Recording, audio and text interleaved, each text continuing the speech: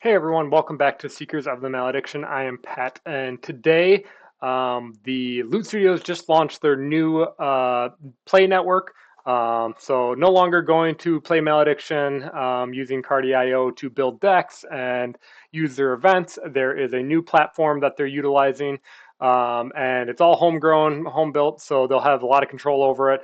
I've been in there today and just making new decks, and I thought this would be a good opportunity to showcase the platform as well as just kind of go over what decks I'm looking to try out with the new reinforcement packs. So I'm going to go through all the Seekers and just kind of, this is decks that I'm looking to try out with the new cards, not necessarily high level decks. I'll still have those separate deck review episodes there going more in depth, but this is just like a high level view of like, hey, this is what I'm playing lately. These are what I want to try with the new cards. So let's hop right into it. All right, we'll go alphabetically through all the Seekers, starting here with Oric. So playing Oric with Starcast Halls. I'm playing Starcast Halls in literally every single deck except for one, I think, and it really just boils down to the number of channels. I just think the benefit for Starcast Halls is the most. It has the most upside. If you can get 3, 4 extra echo out of a turn, great. And I just also like the footprint of the terrain and being able to control that, right? The large piece of terrain with the choke points is very interesting, and you can do a lot of high level plays there, as well as the the sphere or whatever, the half moon with all the different blocking terrain there that you can shift through and stuff. So I just like having access to Starcast Halls. I think it's the most interesting, and most of my decks that are running 7 or more channels, I will most likely throw Starcast Halls into it. So that goes, I'm not going to comment on that for the rest of the Seeker decks. For Oric, this is very different than the John Orwick deck that I put out. I'm wanting to go back to like a white weenie type of build. So what that is in Magic the Gathering or other TCG archetypes is you're using small creatures to kind of swarm the board and play really aggressive and kind of just hit up from that perspective. So this is no exception. Really, what I'm trying to do in this list is really abuse Valkyris Priest, Citadel Crossbowman, and Spirit Shaman with their range attacks, and then I have some, stuff that I'm okay having die and just throwing that up front to get in the way and kind of block and contest Husk. Um, Herald of Salvation is the last card added here. It's just such a strong card with Protection 3. She's a really good beater. And then I want to try out the new guy, just giving Swarm to essentially the Crossbowman, Priest, Shaman, things in the back. Let them hit up a bit more. In terms of the spells, just all the best uniques, as well as Call to Arms to fetch out the 2 new attachments. I like these attachments a lot in this Swarm kind of play style. The flute, I think, is going to be really good on crossbowmen. Really, just like, crossbowmen only have 1 AP where they can make an attack anyway, so their second AP is often wasted.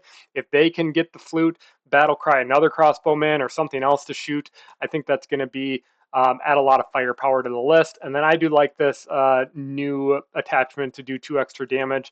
Sounds like maybe I was wrong in the deck review and you can't break this to do 4 burst damage, but I think I still like it just to be able to tag on, hitting 7-5 on a priest or 8-6, which can one shot a lot of things if you have Ariana, the new unique out. So that's what this deck is looking to do. Moving on to the second one, Countess Morta. This is the latest deck review here. It doesn't change a whole lot. The changes really to it is I'm dropping Thrice Murder and the Gateway Guardian to put in the Death Singers. I think these units are just the best units in the game right now, hands down. It's like they just have too many good stats and too many abilities that are just always going to be relevant. Like I was playing a game against a Thundersteps player, and I think if he wasn't already at 0, he would have been at like -20 echo throughout the course of the game. I mean, if you look at units accuracy compared to like their defensive stats, I think most units are just grazing 40% of the time. So if you can put this guy in like a really annoying spot that is going to be good with his range weapon and then causing them to just graze, to lose echo, maybe you get lucky and get a crit graze and it's -2 there, or you get to draw a card there, And then, lastly, if they're going to be incentivized to kill it just because it's been so annoying that once they finally do, they have to discard a card for their trouble. So just great card advantage, and I feel like that's kind of what Morta wants to do. Your temple play style, you're wanting to play 2 cards for every one of theirs. The other card that I've taken out is Demanifest. Like I said, Demanifest is such a strong card, but in Morta particularly, you really want to get kills early to start getting her engine to grid out these, basic fallen. So having another access to like a second to manifest or second unmake really is kind of why I'm warranting this inclusion. But all the cards that I cut, so like Gateway Guardian, Thrice Murdered, the Manifest, these are all cards that are going to be in the sideboard, and they will definitely be evaluated every single game. So, all right, moving on to the third deck. We have Grieza. Welcome to the party. Grieza, I think, is going to be the deck I'm playing the most. I expect a deck review from him fairly soon here. I want to bring him to an event, see how well I do, but I've been proxying a lot of these cards and playing with them. And, I think I'm 5-0 right now with them. In most games, it's not even close. I think he is one that's going to give Leandra a really good run for her money. And Grieza's deck is just a lot of good stuff deck. I think that the card quality of Order and Legion is just through the roof right now. So you just jam in all the best cards and you come out with a really strong deck, just kind of ignoring completely what Grieza does. So you can see here that I'm only running Tragedy of Greed as Spirits. And then if we scroll down here, the only healing spell I'm playing is Rite of Healing, which is just completely not playing into Grieza at all. But again, the card combos and card quality, Bright Hope Custodian, along with the Death Singers, just Priest to Prey, really strong uniques, really strong low range units that are just, like really annoying to kill and stay around forever, and then they just don't give you mastery. Some of the best spells in the game, like Unmake, and then we have Triumvirate, which I think is really strong. Pact of Demise is just going to set up kills for him. So he just has such a good, strong, explosive start, very aggressive. I mean, he can play all different ways, very mid-rangey. And I think that the number one thing that is going to catch people is he's just going to outvalue you. He is going to draw so many cards, and you are not going to have any cards because you're losing cards to Jinx or to Drown in Oblivion. You're not going to have Echo. It's just a complete across the board resource denial. So really looking forward to playing this deck more and seeing how it performs. All right, number 3, we have Ingor. Ingor is another one that really hasn't changed, and I don't know if I would change it, to be honest with you, from what I did when I did the deck review. I am going to try out a couple of new cards with him. I think that the new Behemoth is really strong. I'll shove him in here just to see if he's another strong beater. But another clumsy unit, what am I at now? I'm at 3, 5, 10, 13 units that have clumsy with only 9 plus 2, 11. So 11 that don't have clumsy, but so maybe that gets me into trouble. But I think Ingor just wants to not even care about picking up the Huss really. Like he'll pick them up when he wins the game, but otherwise he's just gonna play really efficient units that are super aggressive and just punch you in the face really hard and win on the board. And then the spells are just that to back you up. These are all spells that deal damage or defeat a model just straight up. Trial of Stone is great. It's just going to draw you a card, hopefully, when you kill a unit. So he's just going to outvalue, and his Echo engine of whenever these small guys are dying, just getting 2 Echo back to keep things going. That's the strongest game that I found from him. So not much change there. I honestly like adding just the Ymirian Rage, which I think is good, into the previous Ingor deck. I think I'm trying out Pact of Demise too. This card is growing on me a lot. Just to be able to take an activation off the board, and you really don't care that much. So I think both of these are new, as well as the Behemoth, but honestly, just throwing this card in for something of my old Ingor deck is going to be really strong, I think. All right, we got Lyanna now. I've never came out with a video on Lyanna, but I've been playing her. She's fun to play. I play her more as like a swarmy spell strike deck. So really I'm trying to get Artillerists out, Gore Horns or Terric Beast, trigger spell strike, have them hit at 5'3". All of them kind of hit up above their weight class. So I'm throwing the Thaumite Mercenaries in the deck, thinking that, hey, these are going to be another great relic holder that just, again, with Spell Strike on them, they can hit at pretty easily at 5'3", or even more if you get an offensive relic. And then same thing as like that Oric Swarm. I really want to play around with Lyanna, just sitting in the back and really just benefiting from this aura of Swarm 1, giving out Swarm 1 to the Artillerist or the Shaman in the back, or even the Thaumite Mercenary if he gives a range attack, weapon or something like that. That's kind of the idea there. From a spells perspective, Leastrum Decimation, just to maybe proc your legacy, and like even casting it for 1 or 0 to trigger spell strike. Like 0 if you're on terrain, do 1 damage, trigger spell strike. I think that's a pretty strong addition. But otherwise, yeah, just a lot of direct damage spells, duplicate to duplicate out like an Artillerist or the Mercenary to just get activations on the board. And then I've been playing a lot of these Hunter Senses.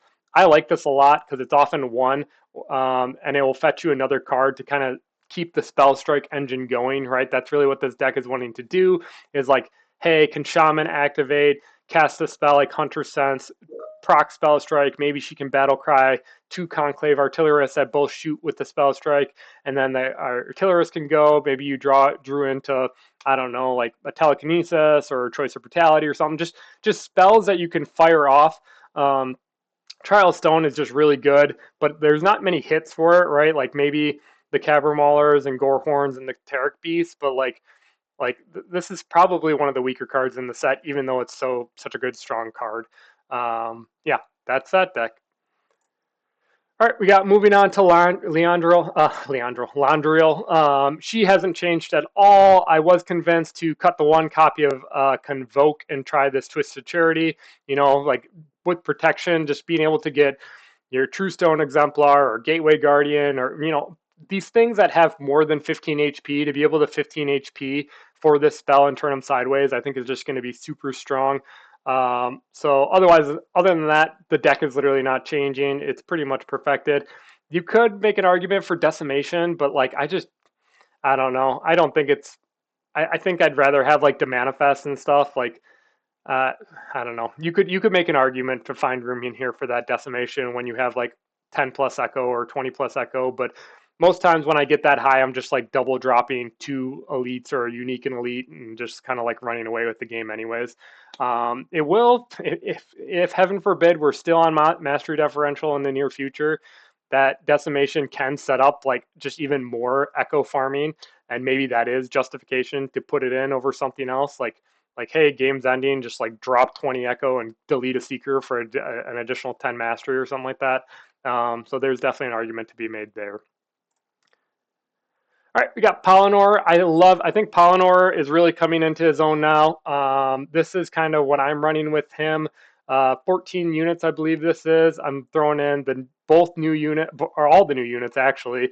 I think Thaumite Mercenary is exactly who you want to have as like a second beater with a relic holder. We talked about it before in the podcast that these accumulators are just going to be awesome speed bumps for Pallenor or Athen that comes down. And then, yeah, Spellbound Behemogens, again, pretty much the same thing. Speed bumps in front of your Pallenor, Athen, even the Scholars. I did end up carding the Artillerists finally. I just think that they die too easily, and I think there is something to be said about the Scholars to really, get that empower from Twin Flames as well as the Essence Binder Echo back.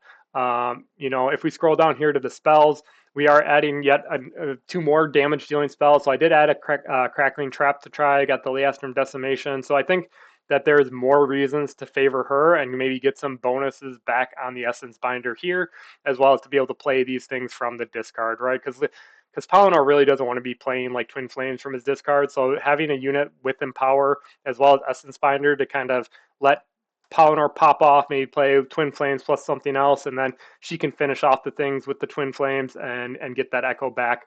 But otherwise, yeah, this is what I'm playing. If you notice, I mentioned this in a previous episode, but I've, on Who's the Beatdown, I think it is, I've cut the counters from Pallenor. They're still in the sideboard, but I think that Pallenor might be one of the most aggressive Seekers, kind of tied up there with Thundersteps. And if you're trying to just be aggro and beat someone down, counters, being reactive and having cards that are reactive to what your opponents try to do probably isn't, achieving that goal going forward. So cutting those, I'll put them back in for like maybe the Morta matchup or Landrill, but yeah, for the time being, they'll stay out in my main deck. All right, and now we have Sigrith. So Sigrith, just adding the new unique to really to try. Otherwise, and then Triumvirate. This is great addition for Sigrith. Just having access to card draw, I think, is going to be great. Finding more ways to find Enforced Balance or your strong units. So I think what I ended up doing is just cutting a commander for Zero, and then this Triumvirate, I think maybe like I cut a Convoke or something like that. But Sigrith hasn't changed all that much. He's still going to be strong and still going to be a monster, I think, in the meta. All right, we got Thundersteps here. So Thundersteps, getting some much-needed new units here with the Behemoth. I think what am I at right now? I'm at 5, 8, 11, 14, 16. So I think I would still want like 2 more strong units here to add with Thundersteps. I think I'd want him at like the 18 unit count spot, but all these units I'm really happy to have in the deck. Any more than this, and it's starting to feel a little bit like a reach.